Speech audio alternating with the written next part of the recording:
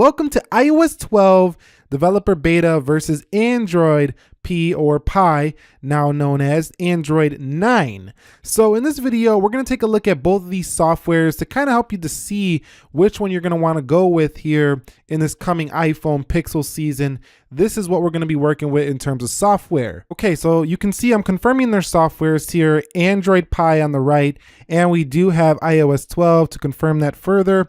You can see Android 9 right there. So this is the official version, but digital well-being feature for Android Pie is still in beta. Okay, so on the surface, both iOS 12 and Android 9 Pie don't look very different from last year's versions, but Google definitely made a little bit more changes to the visual user interface than Apple did this year. Apple's more doing a refinement year on the many complaints of iOS 11 from last year. So we're going to discuss some of the visual changes, but maybe in iOS 13 we'll see an update to the icons and stuff like that, but not this year. Okay, so let's take a look at the differences in their control centers. So visually, the control center for iOS is actually changing a little bit in just the contrast, a little bit darker here in iOS 12, but the actual buttons and toggles and things like that don't change up too much. Now on the Google side, they do. This is updated, and when you pull this down, you now get a little bit of a vibration, haptic feedback when you pull down that, which feels pretty nice. It feels like a little refinement here.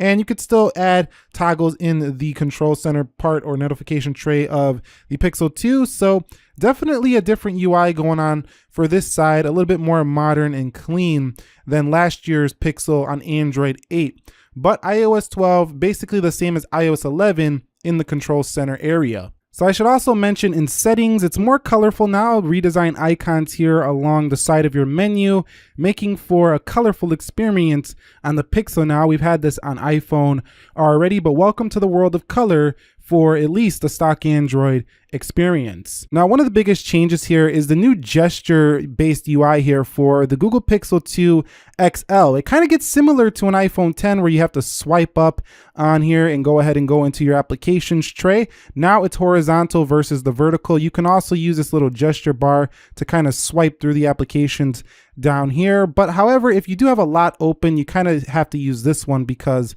you know, it can only go so far, or you can just hold it and it can kind of go through each one of them. But overall, this is really new here. Definitely a different visual user interface. And if you notice something here on Android 9 Pie, they moved the clock all the way over to the left, which signifies we're probably going to see a notch. Now, out of the box, you cannot actually use the gestures until you go into your system settings, and then you go into gestures, and you got to turn on swipe up from the home button. So you have the ability to go back to your classic, you know, circle, square, and back button here, or you can turn on your gestures and get the pill. I personally like to use the gestures because it's the newer way Google's going with the software, so I definitely like this. Now, to get into your app tray, it's not as easy anymore as a simple swipe up because you just go to the multitasking. But now you have to do a long swipe to get into those applications. So that's how it works. A short swipe is going to go into your multitasking. A long swipe goes into the full app tray. Now, if you notice, the horizontal app tray is definitely reminiscent of iOS as it goes sideways here on iOS. Now you're going sideways on Android. However, it's a little bit, it doesn't like hide the app behind it like it does here on iOS. And on the iPhone 10 with iOS 12, you can just swipe away. There's no more holding it down to hit that X up at the top. So definitely they're going to be very similar in the way you multitask, just you don't have an app drawer still for iOS, and you probably never will see one on iOS. So still the grid of icons, still the classic app drawer available for Android. So a noticeable visual change on the Pixel that isn't happening is the volume splash screen or little toggle here. For the iPhone, you see it's still that big square that annoys some people, not everybody, same as what you see on an iMac, for example, or an iPad. But over here for Google, they now moved it over here. So it's off to the side, kind of out of your way. You have your do not disturb, silent, and all that right there. You don't have a silent switch physically, but software wise, it's over here now for the Google Pixel. So that's a nice little touch that they changed for Android Pie here on the Pixel. No changes there visually for the iPhone. So just like you can do forever on the iPhone Plus series, you can rotate and landscape view here to as long as you have the, you know, the lock thing not disabled here. So if as long as this is not highlighted, then it won't lock in portrait for the iOS 12 on the Plus series. The iPhone 10 Plus is rumored to get this as well. It seems like this is the year of auto rotate the home screen, at least on the stock launchers, as Samsung brought that over to their devices as well. So a neat little touch that Google did here with Android 9 Pie is that even if you have auto rotate not turned on for the device, let me swipe this noti away. If you have auto rotate turned off, it still will give you a little prompt now at the bottom of the device to click this little button and it'll lock it in place. And you could see it won't go back until you hit that button. So the whole moving it back and forth and it annoying you, that's kind of gone here for the Pixel, as you have this little button down here that locks it into the place you want. Now, if you put it this way, it's not going to lock until you hit that button again. So this is a nice little touch that Google brought, and now your Pixel does rotate in landscape without downloading Nova Launcher or anything like that. Okay, so there's a couple changes to notifications. First of all, you finally get group notifications on iOS 12. Over here, if you do take a screenshot now, there's bigger previews on the Pixel in the notifications tray. You can see they're much larger here. And also you get smart replies with the Pixel 2 XL as well. Like when somebody messages you, there'll be like an AI assisted little message that might help you decide what you want to type before you type it. Some say it's creepy. Some people will find it useful. Moving on, are you distracted so much by your smartphone? Well, Google and Apple will have your back this year, at least to try to help you stop using your phone, or at least see how much addicted you are to certain apps. In iOS 12, you now have screen time, which is going to tell you, how much you've been using the phone and which applications, and you could set app limits here as well. You do have the downtime mode, and you also have, content and privacy restrictions all built right in here in screen time, but it's really going to lay it out for you very nicely with graphs telling you how much you use each application. And then over here for the Pixel, right now in beta, you do have digital well-being. So if we go into settings and we go down, I did install it, digital well-being. You can see you have your dashboard, wind down. It's going to turn your phone into a grayscale at a certain time that you set and let you sleep a little bit better. It shows you like this little circle and tells you all the applications you're doing. So there's similar features on both, and Do Not Disturb just gets a little bit more feature packed for the Pixel 2 XL. So, and this can help you curb maybe if you have a social media addiction, or maybe you have a entertainment, watching too much Netflix addiction. Who knows? Maybe this can help you out and just monitoring your use and getting on in the present moment more often than being in the digital world 24/7. Quickly, I want to show you how these look when you do power them off. On iOS over here, iOS 12 that is, you do have the normal way it's been powering off forever. Over here on the Pixel 2 XL, you now have it off to the right, kind of similar to before, but there you go. That's how you power off the Pixel 2 XL. Now, discussing their batteries, there's actually a new mode here for the iPhone, which is going to tell you just a little bit about your stats and graphs, laying it out a little bit more in depth. So that's a little bit new here on iOS 12. Also, battery health is out of beta, no longer in beta, so you can rely on that to be more accurate now. And low power mode still exists here, helping you get better battery life on iOS 12.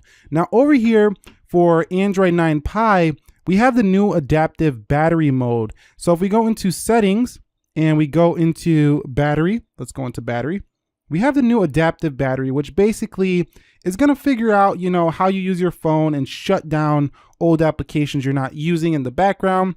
It's going to adapt to your usage, and this is pretty cool if you're not the type of person who wants to manage your battery and watch videos like I've made on certain phones before to get better battery life. Adaptive battery life can help you just get on with your life, turn it on, and you should get better battery life automatically. Now, of course, you do get a low battery power mode here on the Pixel. Turn on your battery saver. You can extend your battery just like the low power mode for iOS 12. The Google Pixel 2 XL also has new app actions and slices. If we go into home settings here and we go into suggestions, you can see actions are turned on. AI is going to try to predict what you want to do next in the Google search. It doesn't always appear, but it will be as you start using your phone more and figure out what you like to do. It's going to tell you, when the next Lyft driver is close by, or when the next movie's playing, where you can, go watch it, stuff like that, and show you little previews. On the iOS side, you still have the classic 3D touch, which got a little bit more saturated, a little bit darker, easier to read. So that's its way of doing like a short, quick action is still 3D touch, but a lot of applications now on the Google Pixel do have a similar feature to the 3D Touch, as you can see right there, trending subscription search. So they're getting pretty evenly matched when it comes to these shortcuts to get into things. I do want to mention that the animations are a little bit different on the Pixel 2 for this new Android P update. As you can see, they fly in just a little bit different. And the phone overall has actually felt a little bit slower so far for me on Android 9 Pie versus Android 8.0 Oreo, probably because it's the first version. As it gets updated, it'll get faster and smoother, but this is the official version now.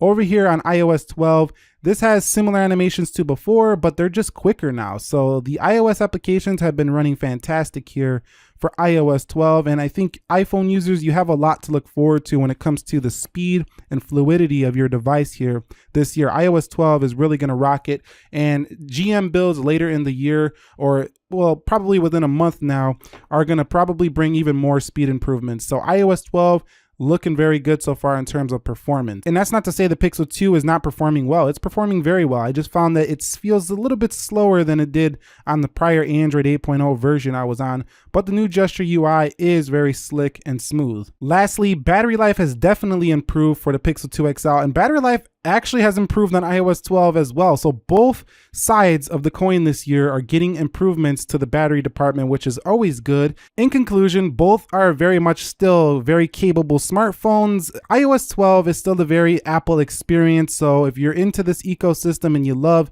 the Apple devices, nothing's going to change for you. You're really going to love iOS 12. It just brings some refinements, faster speed, better battery life, and the way iOS 11 probably should have been.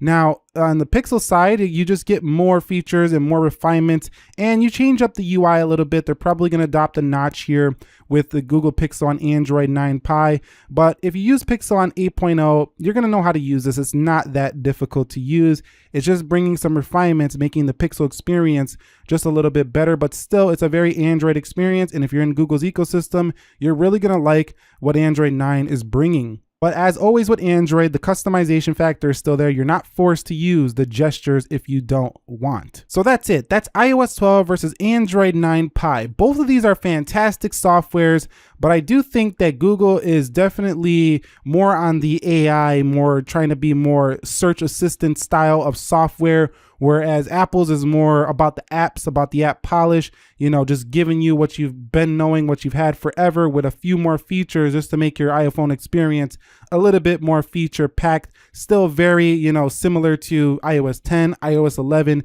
not too much change, just bringing you back that speed, that battery life, that reliability you look forward to in the Apple experience. If you found this video helpful, enjoyable, entertaining, informing, do me a favor, click that like button for me. And if you're new here, consider subscribing for more.